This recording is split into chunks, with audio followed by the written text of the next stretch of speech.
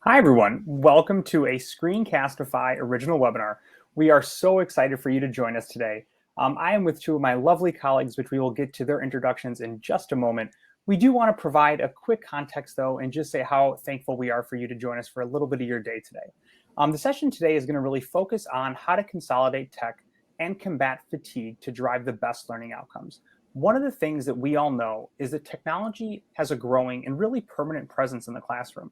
It's certainly revolutionized how teachers deliver lessons, personalize and assess learning, and how they collaborate with other educators. It's forever changed student learning outcomes and the way that they create and engage with content. However, especially over the last year and a half, with an increasing number of tools and ever-changing classroom environments, it's important that tech stacks are simple and really prioritize the most versatile and high-impact tools. In this webinar today, we're going to discuss the challenges of tech fatigue and how teachers face those complicated workflows, in addition to talking about strategies and tools that schools and districts can adopt to overcome those obstacles and simplify workflows. After today, you'll learn about the challenges of complex tech stacks for teachers and how they can affect student learning, understand specifically what schools and districts should look for when integrating new tech, and see how a single tool can serve an entire workflow for teachers to create, share, and assess. I'd love to introduce my two colleagues, Henry and Laura. I'm Sean. I'll be your host/presenter today. I'm the manager of partner solutions at Screencastify, but I'd love to kick it to Henry for a brief intro on his part. Hey everybody, thanks Sean for the intro. Obviously my name is Henry. I am Screencastify's Director of Product. I have been with Screencastify for a little over 2 years now, and my background is more in education than it is in technology. So never a classroom teacher, but sort of in and around the classroom in a variety of capacities throughout my career, which basically means that I can't imagine being in anywhere else, and love being able to think about how we can make the lives of teachers and students easier. Thanks, Henry. Laura, would you introduce yourself, please? Sure. So I lead the success team here at Screencastify. I do come from the classroom. My background is in middle school math and then K-8 instructional coaching and school leadership. And similar to how Henry described, I can't imagine being anywhere else than trying to serve all of you amazing teachers out there, constantly finding new and creative solutions for how to reach, engage, and inspire your students. Really exciting to be here while we're able to help partner with you and all of your students on becoming active creators of their own media. Thanks, Laura. Would love to jump in, if you're both okay with it, to the first question. Awesome. So we know that especially over the last 18 to 24 months or so, unfortunately, there's been a significant amount of barriers that have both come anew, but also maybe reinforced some of the previous ones. And Henry and Laura, we have the opportunity to chat quite frequently on a day-to-day basis. And I would really love to hear a little bit from your perspective. Henry, we'll start with you. What do you feel in terms of technology? How has that knocked down barriers and really permanently changed education? Yeah, great question. Thank you. I think, when we talk about technology and education, right, technology is incredibly pervasive across not just classrooms, right, but the entire district. I mean, you think everything from student information systems to learning management systems down to tools that are used day to day in classrooms. I think every single one of those tools and every single one of those use cases really is about breaking down some form of barrier to ultimately serving teachers and students better, right, and really reaching better outcomes. And so I think, you could focus on any one of those and think about what barriers have been knocked down. The one that I think is probably most exciting to everyone who's involved in education is really thinking about how we can break down the barriers in the classroom to really incredible and impactful learning happening. And I think, to me, one of the barriers that is so obvious coming from having been a learner in the classroom a number of years ago now, right, to seeing how things work now. And it's pretty amazing to think that previously one of the biggest barriers to learning was that we really expected everybody to learn in the same way, at the same time, at the same pace, and really to engage with content in the exact same way as all their peers. And I think one of the big barriers that we've been able to knock down with technology is this idea of allowing students to engage and learn from content in the ways that work best for them, which is incredibly exciting, right? We talk about differentiation, personalized learning, but ultimately this means understanding how individual students are individuals and really learn in individual ways. And I think we have seen technology allowing teachers to connect with students in unique ways to enable them to learn in ways that make sense for them. So that is the barrier that I think I'm most excited about seeing removed. And the progress we're seeing even month by month as teachers figure out new ways to do this is truly inspiring. Thanks, Henry. Laura, you've had a lot of versatile experiences from classroom to a building leader, and now during your time at Screencastify, you've talked to lots of districts. From your experience, what do you feel about breaking down barriers in school? Yeah, I think Henry spoke so eloquently to the changing role for all of our learners in terms of how we're able to break down barriers so that they can access that content, whatever form it might take. It's also really interesting to think about how we are breaking down the role of who the educator is. So there's so much content that's out there that's not necessarily coming from your classroom teacher, but it's coming from the expert in the room next to you or from the forensic scientist that's in the field. And being able to really break down a barrier in education is recognizing that sometimes the most well-versed human in the room isn't in the room itself, but is actually coming through from a video or from a webinar or conference. And so it's been really exciting to see as teachers are kind of forced to / have jumped into taking that step back and figuring out who can deliver that kind of information to my students. You know, I can give them a chunk of information to work through, whether they're doing it independently or in small groups, so that I can dive into the learning for each of my individual students, or as I'm working through anyone that might be struggling with a certain concept, and knowing whether it's videos that I'm making that they're referring to continue learning more or practicing more, or that I'm borrowing from another person who's really a strong content presenter to be able to jump in and show the kids. I think what our students are helping us, maybe forcing us to see, is that they're going to find experts on every single platform available. So they're going to watch videos and learn really exciting concepts, both for fun and also educationally. And so that's kind of where technology has helped bridge this gap. Is it's not just your teacher in front of you that has all of the answers. That information can be found everywhere. And it's now our role as the guider, or the guide from the side is this new vernacular, to be able to help them pick through what is accurate, what is factual, and what can actually help them increase their learning. Thanks, Laura. And that's actually a really great transition to our second question. In terms of what you both just shared, I think there's really no doubt the positive impact that technology can have. However, we also know that over this last couple of years, it's been a challenge for teachers, for students, for parents and trusted adults, and for community members in terms of what they've had to endure and really start to experience. And so I think back often when I first started teaching overhead. The overhead was my main form of technology, and then it was a document camera, and then it was a learning management system. But past that, we did not have a ton of other tools that we were using on a daily basis. Would love to hear from both of you. And Laura, I'm going to throw it right back to you, actually. Can you talk a little bit about that concept of tech fatigue, and really what are some of the drawbacks when we provide too many tools to teachers and students? And then, like, what does that look like moving forward in terms of consolidation? Sure. I think we know from introducing any kind of tool, but especially from technology, how much of a distraction it brings, and that we're not just focusing on content, but now also introducing how to use this tool to our students. So when you bring on 5 or 6 or 7, all of these different options for students to learn, they have to remember how this one works and when should I use that one and how does it interact with the other work that I'm doing in the same way that we as adults need to do. It also obviously requires the management and the training, both for the educators that are in the room, but also the administrators that are trying to help facilitate all of the different administrative tasks for the teachers in the building and across the district. And I think the major element of this tech fatigue is also, right, all of this costs money. So we need to find out what's going to be the most impactful for our students, as opposed to just trying out all of the things, which leads to the distraction, which requires the management and the training. Really help figuring out what is moving the needle on student outcomes, right? You are delivering this piece of content and you want to know from which piece of technology, from which, delivery method do the majority of your students, if not all of your students, are they able to come away with mastery of what that skill was.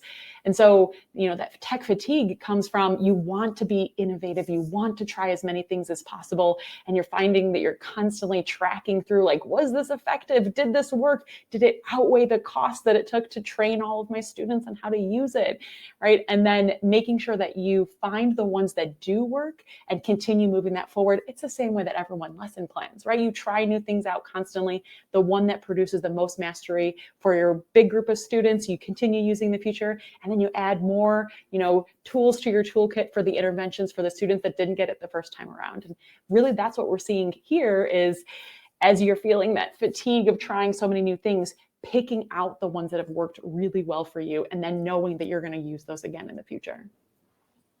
Thanks, Laura. Henry, we'd love for you to chime in. You've had such a pivotal role, not only with Screencastify's product, but prior to coming here. Can you tell us a little bit about how you and Screencastify as a whole really approach this concept of fatigue and tech consolidation with our Screencastify suite?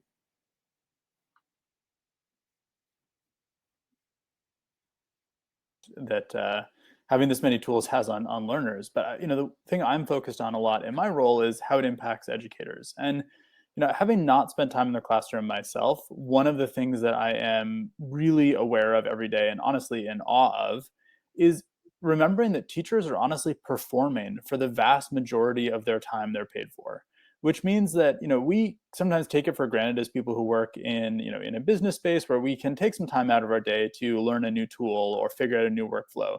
Teachers frankly don't have that time, or it's a luxury when they do have it.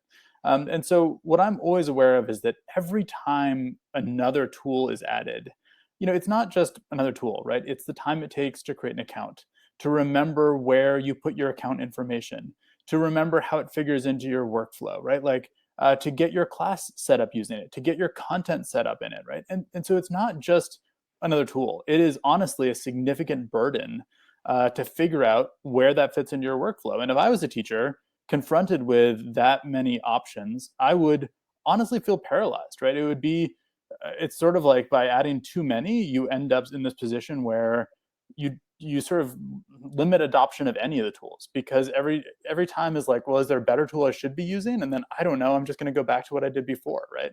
And so I think without really targeted use of tools, right? Without support from the district of this is the tool we believe is really important and serves these use cases, and here's the quick way to use it.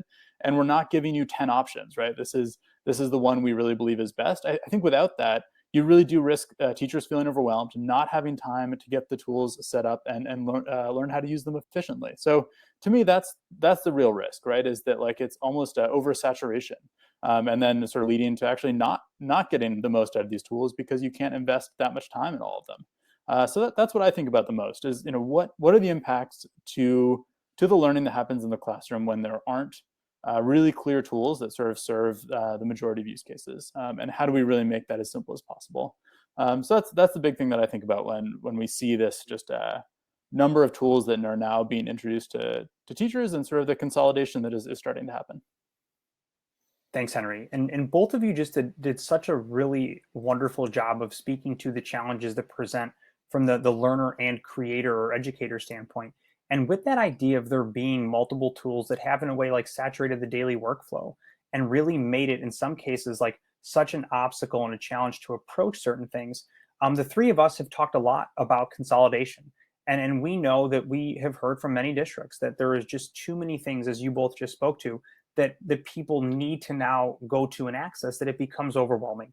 And so that when we think of the new Screencastify, as some of the terminology that we've been using internally, as over the last 12 to 18 months with such a significant change, we know districts want to consolidate, going from 2, 3, or 4 tools potentially into one. And when you think about that, though, we also can and need to acknowledge that from the school and district standpoint, that's not always like super easy. Laura, from your perspective, would love to hear a little bit about that idea of like the cultural and technical lifts when a district has a few things and then consolidating potentially into just 1 or 2. What does that look like, and how can we overcome some of those challenges? Yeah, I think at the end of the day, every educator is just trying to figure out, how do I create really engaging, inspiring, and stimulating lessons for all of my students? And so I think about the pieces of technology that best help or augment my ability to do that as an educator, that all teachers are asking themselves this question, right? We don't just want students to use technology in their personal lives and think that they have no educational usage or opportunity or meaning, but instead want to bring those in and show them why they can be so powerful to learn new concepts, to connect to what they're doing in their classrooms. To consolidate, though, right, requires that if I had taught a student how to use something else and now I want them to do something different in the future, kind of the lift that comes with that means I no longer have to train on multiple things moving forward, but there is going to be change management coming with helping each of those kids find out how we're going to do this moving forward. I think our students have gotten so used to that. Like every day is sometimes a little bit of complete difference than the day before, or whatever the teacher tells me I'm going to do today. And as much as we can, we try to remove, the ones that we know we're not going to use to prevent them from having those additional burdens of learning things in the future.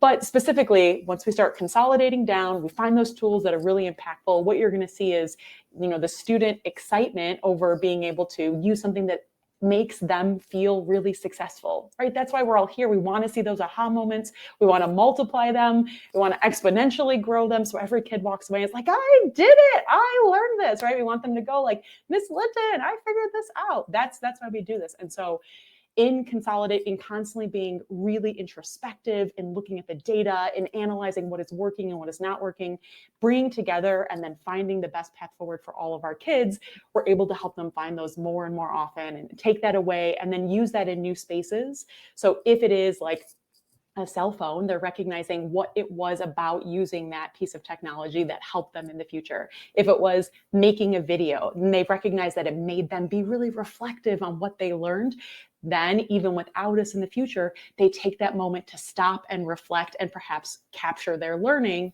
because that's what worked for them moving forward. Thanks, Laura. And your point about the constant change. Schools and learning changed a lot before, but wow, has it been such a frequent occurrence? I think that's a really important point that you just shared. Henry, would love to hear from you in terms of how you're thinking about that technical and cultural lift concept and about how can schools and districts more easily overcome some of those challenges? Yeah, I think one of the words in the title of this webinar is fatigue, and I think where that fatigue is probably coming from is this idea of during the pandemic, having all of these options sort of thrown at teachers and students of like, use this tool, use whatever tool you can to just like try to make this crazy time work. And now that things are returning to normal, I think what's going on is all of a sudden there's a lot of pressure about, okay, if before this was just about like making it through, now we're talking about learning loss and how do we like double down on academics and making sure our kids are progressing at this moment when teachers are also aware their students need all sorts of other support. I mean, we just got through an incredibly traumatic period for all of us.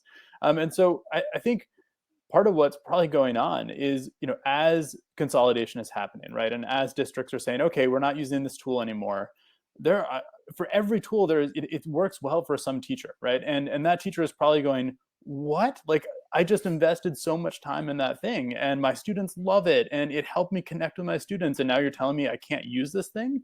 And I think like we have to remember that every decision that we make does have those kind of repercussions, right? And in order to make sure your teachers don't feel sort of disillusioned with this process, I think one of the things that Laura just spoke to is like you have to lead with the why, because there are really good decisions and reasons happening, right? Whether it is like, look, just frankly, like we don't have the budget to support all these tools. That's a very valid reason. And I think when things are presented in that way, it helps. But more importantly, to lead with the why of why we believe this tool is the best one long-term to support your students. And here's how we're going to help you navigate that change, right?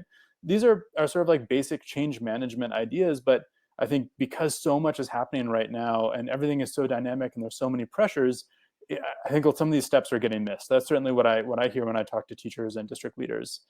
So for me, it really does come down to, start with the why, and wherever possible, find products or choose products that allow you to support artifacts that came from other tools, right? So for example, a big thing that's important to us is our editor doesn't just take videos that come from Screencastify Record. It can take any video produced anywhere, right? Because we know there are other tools that teachers want to use. We know there are other videos that exist out there. And our hope isn't just to like, limit everything to Screencastify, right? But wanting to make sure we can help teachers who have produced content in other places, have other content they want to use, that can go into our products as well. So I think when possible, find tools that do support this idea of like, hey, we can work with other things your teachers have made and bring them into other ecosystems.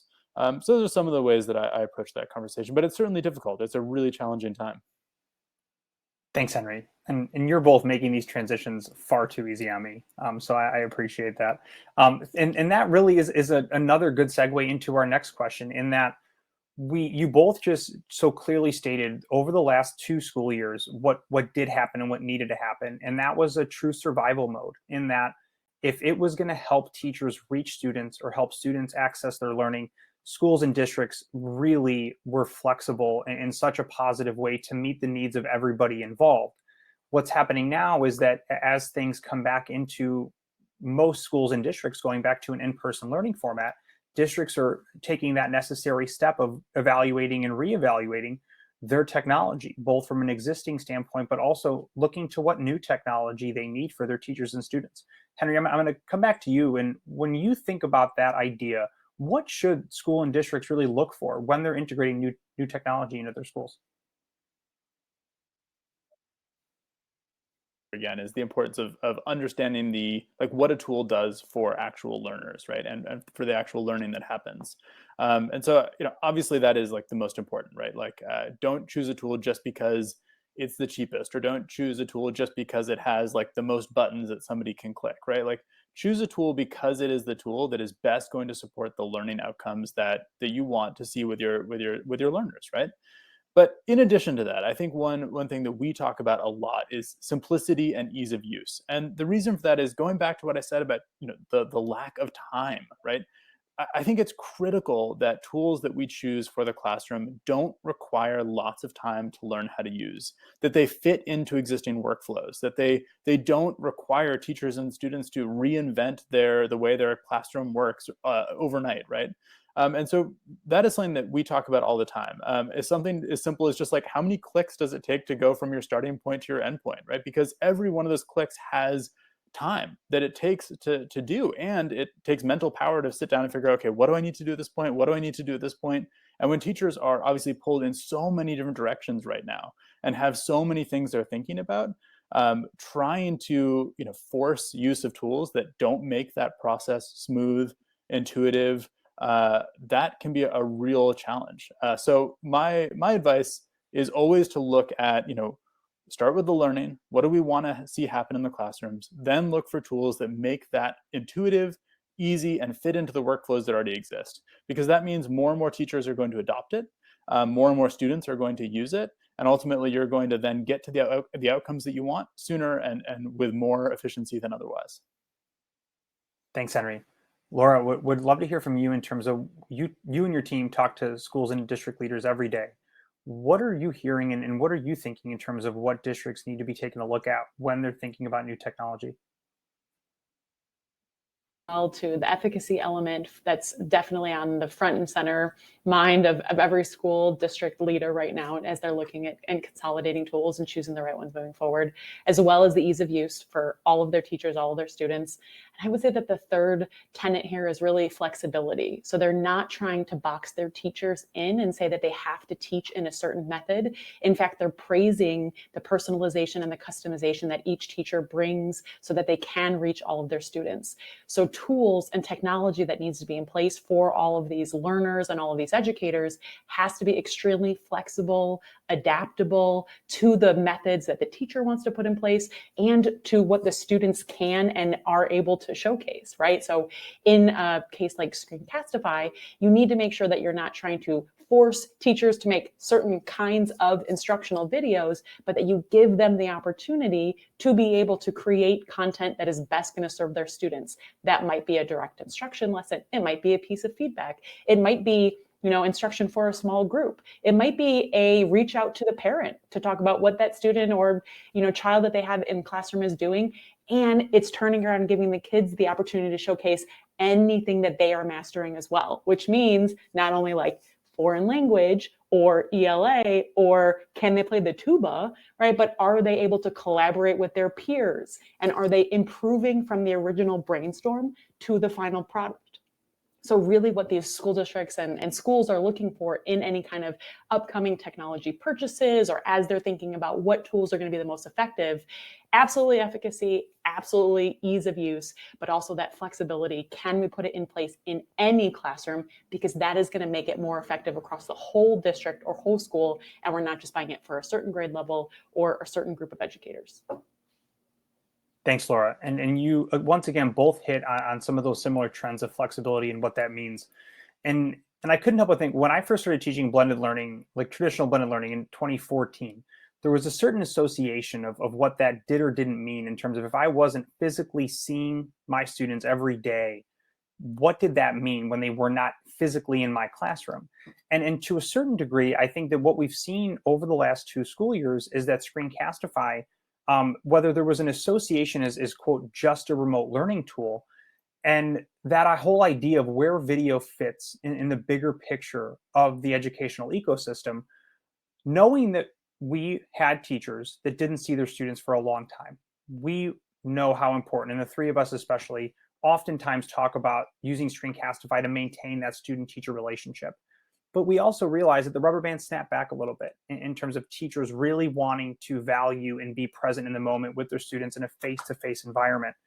So when we think of technology, how can that help balance the idea of teachers who prefer face-to-face learning and how they may view Screencastify as a remote learning tool? Henry, would love for you to kind of share some of your thoughts on this topic. And I think one of the things I always am cognizant of is like, teachers had to sacrifice so much of that sort of ability to get to know their students over the last, crazy 18 months. And I'm sure the last thing they really want to see when they're now back in the classroom with those students able to make those connections is to see everybody just sitting in front of a computer, the blue light shining in their face, and not be able to make those connections. And I think that's incredibly valid, right? And I think any tool that is trying to say that's how it should be is really missing out on the value of the student-teacher relationship. But I think I would ask, like, why do you like being face to face, right? And I think there are a couple things that come to mind when I talk to teachers about this. And one of them is, right, being able to actually, like I said, get to know your students. Well, I think there are a lot of ways that Screencastify and video can actually help that, right? So it doesn't mean that everybody has to be watching a video asynchronously on their Chromebooks in class together, right? What it can mean is that, it really does enable teachers to have small group time where they do get to know students one-on-one, while other groups are engaging in content asynchronously, right? And then actually being able to not stand in front of the class and just deliver the instruction to everybody at one time can actually better enable getting to know students and develop those relationships than the traditional sort of in-person models we used to see. So I think even though we might have certain connotations for video and for just technology from the pandemic, that doesn't mean that that has to be the way it works in classrooms. The other thing is, like, maybe your thing isn't delivering instruction via video. And I totally get that, right? But there are a lot of other use cases that Laura just spoke to that I think are incredibly important and can help to, again, build that connection, right? So one of the things I'm really excited about is the power of video-based feedback. I'll never forget a conversation I had with an English language arts teacher in Mississippi who had spent most of her career writing, comments in Google Docs, trying to get students to iterate on their work, and really struggling to see much of an impact. Students would barely kind of iterate on their work based on those comments. Now she records a quick video going through their document and actually talking to them about their work. And now the rate of sort of improvement on their work has just skyrocketed, right? And she is building that connection with her students. And like, her students now are listening to her voice and really absorbing that feedback in a way that I just don't think is possible without the use of that tool. So for me, there are really powerful ways that sort of aren't just playing video on a Chromebook and having kids sit there. Thanks, Henry. Laura, when you chat with districts and when you coach and advise them on that idea of balancing both worlds, what are some of the things you're thinking about? I think of this to what you spoke to first, Sean, of the blended learning model, right? I think a lot of teachers prior to COVID coming through and completely decimating their thought process for how instruction could be delivered were kind of balancing this best of both worlds where they're present, they can deliver that direct instruction, they could also record it, and their kids could watch it later. That seemed to be kind of the main blended model. And invited for students who were absent to be able to see the videos as well, but didn't provide, as much of to what Henry is speaking, all of those other interactions, all of that feedback that can be recorded, all of those interactions with caregivers and parents, right? Introduction before the school year starts to your classroom and what it will look like and what it will entail. I think the main thing that we're hearing from schools and districts who are still finding and appreciating all of the ways of using technology and face-to-face moments in their classroom is that they're basically opening up what happens outside of the time that we're with our kids so that they're still learning, or so that they're still able to access the learning that did happen in the classroom, right? In the classroom, they're engaging in those conversations, they're having students collaborate with one another, the things that are really hard to do asynchronously, especially when you are a 6 to 8-year-old, right? It's really hard to go into a Google Doc as an early reader and try to say oh, this is what I was thinking with my partner. And so given that in classroom time is that perfect time to not only make friendships and build all of our SEL skills, but also to truly collaborate and dig through a really meaty concept, then they're engaging in those conversations and they're recording what's happening. They're letting it play back again after the class is over. So to Henry's point, right, they're not just having all of their kids sit on laptops and watch videos while they could be talking with them, but they're opening up a world of what happens after they leave. Because if our current students are anything like our current adults, we have the memory of a goldfish and we immediately forget everything that's happened. So, the Screencastify team even gives each other quick video snippets on what we discussed and how we can continue to grow in a way that in a truly adult-based workforce we all gain from and are able to engage in. So for our students, you can only imagine how much more powerful that is. I have one of an amazing success manager on our team loves to talk to a teacher who explains that her student having to take notes every day completely rules out his ability to learn from what is happening. He's just not able to both write physical notes and pay attention. So she just records what she is saying. He goes home and is able to take notes later and still engage with what she's saying live, ask questions, hear from his peers, be able to, jump in and out of a conversation. And that has opened up his world. He no longer feels this mental load of having to both pay attention and take notes, which wasn't available to him, and is now able to engage and therefore achieve so much more. Yeah. Is important is when I was in elementary school, I was pretty shy and did not raise my hand a lot, right? And I did not build relationships with those teachers because I wasn't engaging in those conversations, right? And one of the things that is really exciting to me about the possibility of student video, not as complex video projects, but just as a really low barrier way for students to express themselves and be able to communicate with their teacher without the pressure of raising your hand in class and talking in front of all your peers, right? And I think in traditional models, without technology, without video in that way, it can be very hard to build a relationship with that type of student. And so I think that's another barrier that technology does break down. And I think is one thing I have heard that teachers really loved about actually remote learning is they heard from students they didn't hear from normally. So let's not lose sight of that either. And let's try and bring that back into our classrooms. I think those are such great points to kind of transition to the next question on. And that whole idea of we all know that the demands and expectations have certainly increased over the last couple school years. And we would love to be able to sit down with our students, every one of them, every single day. But sometimes that's just mathematically, from a time perspective, not possible. And the unique ways that Laura and Henry just articulated that teachers and students are utilizing Screencastify to maintain those relationships is extremely impressive. And that also is a great transition into question 6.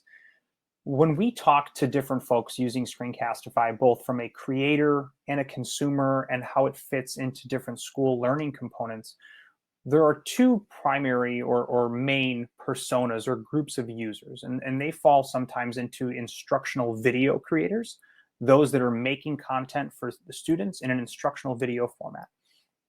On the other side, there are media creators sometimes where they're making videos from a project standpoint or having students get into creating media from a collaboration lens or school announcements or more kind of polished videos. When we think about that from Screencastify's perspective, Laura, I'd love for you to chime in first. How does Screencastify ensure that both of those needs from a school's perspective are being met? I think the main thing here is that flexibility of what you can do by being able to record anything that's happening, whether it's your own webcam or anything on your screen that you're seeing, that you're hearing. Maybe you're, on a conversation or having a conversation with another person and you're able to record that conversation. The way that we're able to serve so many creators, whether they're instructionally based or non-instructionally based, is by giving them the option to choose what is the most important.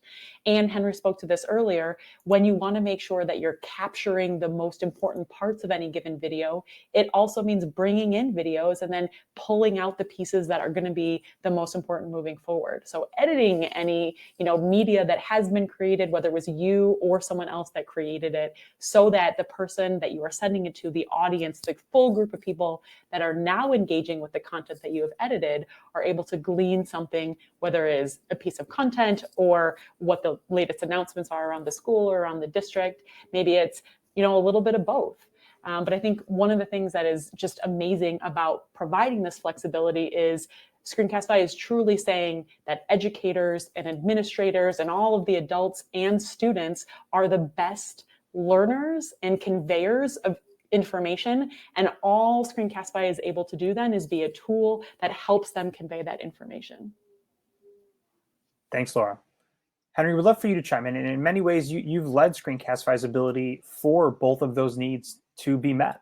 How do you think about this?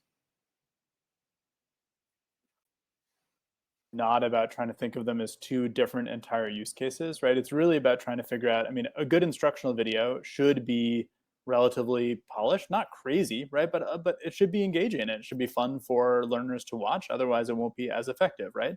In the same way that a video project, let's imagine you have students making a video project to demonstrate learning, should be very easy to create and should not require a ton of clicks and a ton of buttons to like make that happen. And so we try and really figure out how our tools can do both of those things, right? Provide the functionality that makes videos polished, but also not do it in a way that makes those tools burdensome to use. And so we are very excited about the future of Screencastify as obviously both an instructional video platform. I think that's been our bread and butter, but also increasingly a student video platform. And we are looking at how our editor can add the right number of things that make videos really fun for students to make. This is actually one of the reasons we redesigned our annotation tools. Is we learned that a lot of students were using Screencastify to record presentations and things like that, and we wanted to make the tools they had when they were recording more enjoyable. So we added firework clicks, right? We added emoji stickers, and we've certainly seen those take off with students. So that is one part of the product where you think that's just about teachers making instructional video, but we're trying to find ways to make that more fun for students and for adults to use. Similarly in edit, right, we're trying to figure out what effects do we really add, right? We're starting to make progress there. Right? We've added some fun things there, better text tools. We're starting to see that really help with student projects, and we're going to be adding a lot more down the line too. So we really see both of these use cases as important, but not mutually exclusive. Thanks, Henry. And I read something before we kicked off here today that specifically educators, and I know we've all felt the same way when you attend a webinar, if you can get one tangible thing as you walk away, you feel like that was a win.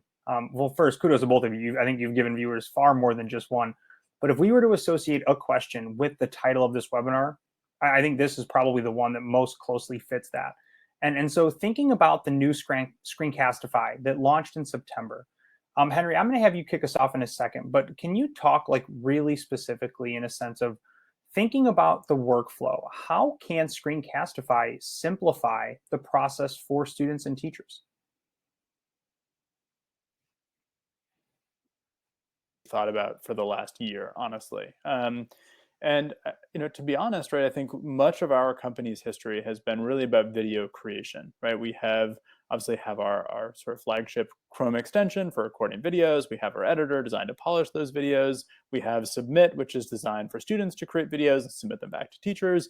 All of that is fundamentally about video creation. And as we had so many new teachers coming into the product over the last year and a half, one of the questions we started to hear more and more is like, I am new to making video. It doesn't come naturally to me. And I really need to know that it's worth it. Otherwise, I'm just kind of making these videos. I'm sending them out into this black hole, which is my LMS or whatever, just the internet. And I have no idea if they are worth making. Are my students engaging with them? Are they learning from them? Are they effective, right? And I realized that by focusing so much on just video creation, we had really only provided half a solution to teachers, which was we were not answering the other part of that question, right? After you've created a video, then what happens? And so that's really what we've been focused on for a while now, is how do we complete that workflow from video creation to polishing that video to make it more effective, to sharing it with your students, and then learning if that was an effective piece of content so that you can then cycle back, right? And when you make your next video, you'll have learned from, hey, my students got really confused on that question. I clearly went too fast, or it was boring. I went too slow. Let me iterate on that. I'm going to do better the next time, right? Those are the kinds of things that we hope our platform is now allowing. And so really trying to create that entire workflow in as few clicks as possible was the mission that drove us forward over the last 12 months. That is why we released the Screencastify watch page. That's why we released viewer analytics. And most recently, it's why we released interactive questions. So really excited about the ability to consolidate all of that into one workflow. And we are hearing from teachers every day. They're just cutting down the number of logins they have to use, cutting down the number of tools they have to navigate across to complete that workflow has really made their lives easier. And that's why we're all here. Thanks, Henry. Laura, you've played such a pivotal role along with Henry in that strategy and the actual workflow of the new Screencastify. How are you thinking about that whole concept of actual simplifying workflows for teachers and students?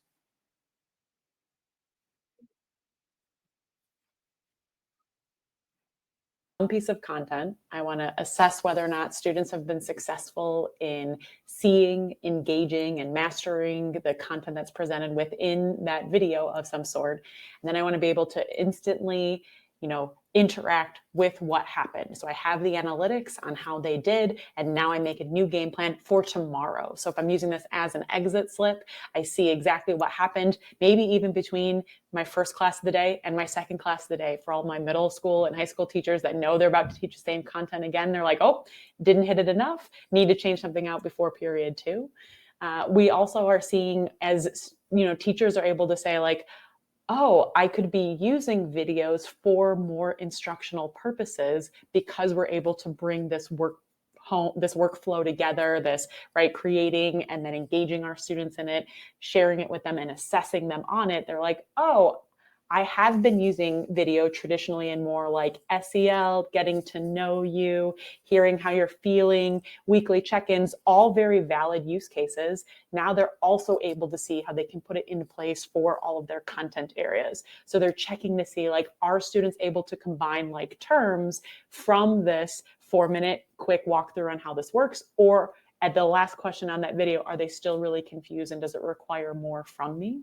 I think the other element of really simplifying things for students has always been when you get URLs and students in the same room at the same time, depending on how old they are, a lot of things can go wrong, right? So if you say, okay, student, copy and paste the URL that you're working with and send it to me, what a concept, right? We still have adults that struggle with this. And so creating and putting out there and having teachers and students see the instructional use case of here's an assignment. Now I would like to hear your thoughts on it, students. And all of those videos will automatically come to me. You don't have to worry about sharing them.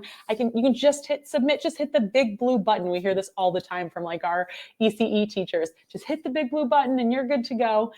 Makes it so that the students are like, I made that, I did that, right? Like they get that sense of accomplishment without any of the administrative hurdles of trying to have teachers and students be in all places and copy and share and paste. And So it's been really helpful for especially like our early childhood teachers to be able to get everyone started immediately. But then as you push into higher level, middle school, high school, even post-secondary, expecting more from their students, giving them more modalities of which they can showcase their learning. We're seeing so many teachers say, you can write an essay, or you can record a video and hand in the one that you feel like best captures your learning. And that opportunity for students, I mean, that would have been the world for someone like me who loves to ham it up for the camera, but is a much less, verbose or maybe efficient writer towards trying to capture my ideas. Thanks, Laura. Both of those were such well encapsulated ways that the new Screencastify can help folks streamline and simplify their workflow, which feeds really nicely, I think, into the topic of today. And that is our last formal question. But Laura, in a second, I'm going to throw it back to you, and Henry, you then after, to really just thinking about but whether it's the past, the present, or the future, all of the above. Laura, would love for you to kick us off. What are some of the other considerations or priorities for Screencastify? One of the things that has constantly been at the forefront is how efficacious is this tool for all students, and how can we prove demonstrably that by using not only video in the classroom, but specifically gauging and assessing students, can we prove that it leads to better student outcomes? So I think top of mind for Screencastify is simplifying and making it super easy and quick to see as a teacher exactly how effective you are. Think, integrating with your traditionally used learning management system. You're already grading your students on so many other bases. Trying to do something different for Screencastify is something we would like to avoid. We would love to just integrate into the tools that you're already using so that you're able to see, wow, this, lecture that I gave was or was not helpful. This video that I shared was or was not helpful. And really start to see as a teacher what is really resonating with your students. There's also elements of what can I do with asking my students questions that isn't just a multiple choice, especially given all like the smarter, balanced, and advanced level assessments of what we expect of our students. So how can I get them to have a multi-select multiple choice? How can I get them to fill in the blank? How can I get them to really showcase what they're thinking, what they know in that moment? Because all of this preparation is to ensure that our students are doing really well in the world that has not yet happened, right? We're preparing them for a world we don't even know yet. So what we're trying to do is just like push, whether you're using like the SAMR model or the expectations for your students in digital literacy and digital understanding. We want to get them from where they are to someplace closer to a mastery of everything, and be able to regularly track that and assess that along the way. Thanks, Laura. And Henry, what about you? What are some priorities and considerations from your perspective about Screencastify? You have heard Laura and I talk about quite a bit over the last little bit here is flexibility and different use cases. And so one of the things we're always thinking about is, how do we make Screencastify a tool that enables these other use cases that we believe are important? And I guess more importantly, like not just that we believe they're important, right? We've learned about them from other teachers, right? Like almost all of the use cases we have gotten really passionate about have come from calls with educators, things we've seen educators tweet about where we're like mind blown, like, of course that makes sense. Why didn't we think about that sooner? And then of course we turn to our tools and we say, well, how easy is that use case actually to achieve with the tools as they currently work? And one of those is certainly feedback, right? It's one of those things that I hear over and over again, the power of video-based feedback. Now, are our tools optimized for that? Not, they work for it, but there are definitely ways we can make that easier. And that's one of the things we're really excited to work on moving forward, among many other projects. But certainly really looking at these different use cases, understanding how our tools can better support them, and again, enable educators to do the work they want to do more easily, more efficiently, and more impactfully. Thank you, Henry. And that concludes the kind of question and panelist component for today's webinar. But before we depart, we just wanted to make a couple notes. And the first is a thank you, both to Henry and Laura, but to all of you for watching today. We are so thankful that you spent a little bit of time with us in terms of how to consolidate your tech stack, minimize fatigue with using the new Screencastify, and the best way to create, share, and assess all in one. If you have anything for feedback or questions, please tweet us at Screencastify or send an email to webinars@screencastify.com. Thank you again. Have a great rest of your day. Bye-bye.